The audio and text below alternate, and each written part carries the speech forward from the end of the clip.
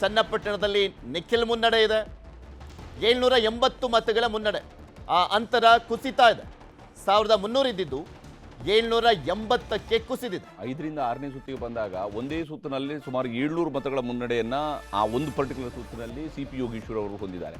ಇದರಿಂದಾಗಿ 1300 ಇದ್ದ ಅದು 700ಕ್ಕೆ ಇಳಿಕೆ ಆಗಿರೋದು. ಸುಮಾರು 600 ಮತಗಳಷ್ಟು ಮುನ್ನಡೆಯನ್ನು ಇದು ಒಂದು ಸುತ್ತಿನಲ್ಲಿನೇ ತೆಗೆದುಕೊಂಡು. ಅದಕ್ಕೆ ಹೇಳ್ತಾ ಇದ್ದು, ಒಂದು ಸುತ್ತಿನಲ್ಲಿ ಲೈಕ್ 600-800 ಮತಗಳೇ ನಿರ್ಣಾಯಕ ಆಗೋಗಿರುತ್ತೆ.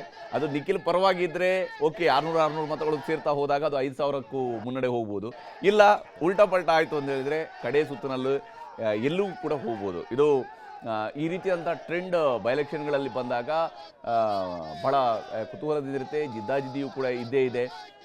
ಈಗಲೂ ಕೂಡ ಸಂಡೂರಿನಲ್ಲಿ ಕಾಂಗ್ರೆಸ್ ಹಿನ್ನಡೆಯನ್ನು ಅನುಭವಿಸ್ತಾ ಇದೆ ಅಂತ ಹೇಳಿದ ತಕ್ಷಣ ಕಾಂಗ್ರೆಸ್ ಸೋತೇ ಹೋಗ್ಬಿಡುವಂತಹ ಸ್ಥಿತಿಯಲ್ಲೂ ಕೂಡ ಇಲ್ಲ. ಯಾಕಂದರೆ 505 ಮತಗಳಷ್ಟೇ ಮುನ್ನಡೆ ಸದ್ಯಕ್ಕೆ BJP ಸಿಕ್ಕಿರುವಂಥದ್ದು. ನೀವು ಎಕ್ಸಾಕ್ಟ್ಲಿ ಆಗಲೇ ಪಾಯಿಂಟ್ ಔಟ್ ಮಾಡಿದಾಗ ಯಾವ ಹೋಬಳಿಗಳು ಅನ್ನುವಂಥದ್ದು ಕೂಡ ಅಲ್ಲಿರುವಂಥ ಮತ ಎಣಿಕೆ ಕೇಂದ್ರದಲ್ಲಿರುವಂಥವ್ರಿಗೂ ಕೂಡ ಒಂದು ವಿಶ್ವಾಸ ಇದ್ದೇ ಇರುತ್ತೆ.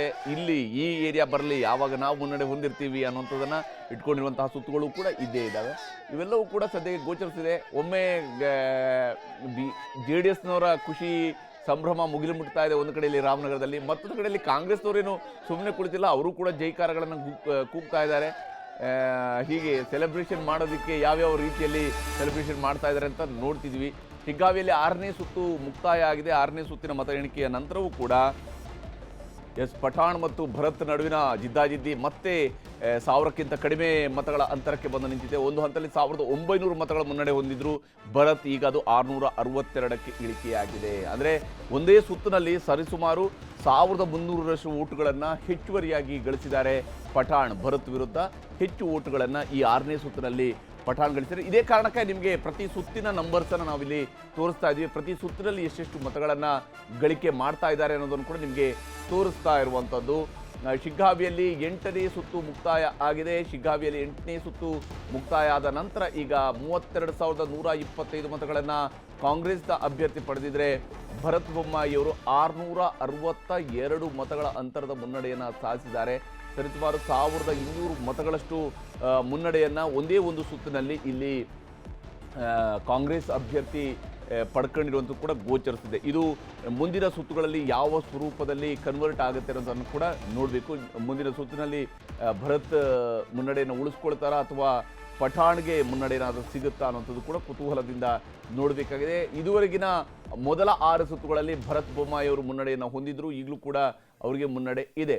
ಶಿಗ್ಗಾವಿಯಲ್ಲಿ ಮತ ಎಣಿಕೆ ಕೇಂದ್ರದ ಹೊರಗಿನ ದೃಶ್ಯವನ್ನು ನಾವು ನಿಮಗೆ ತೋರಿಸ್ತಾ ಇದ್ವಿ. ಜನ ಕುತೂಹಲದಿಂದ ಎದುರು ನೋಡ್ತಾ ಇದ್ದಾರೆ.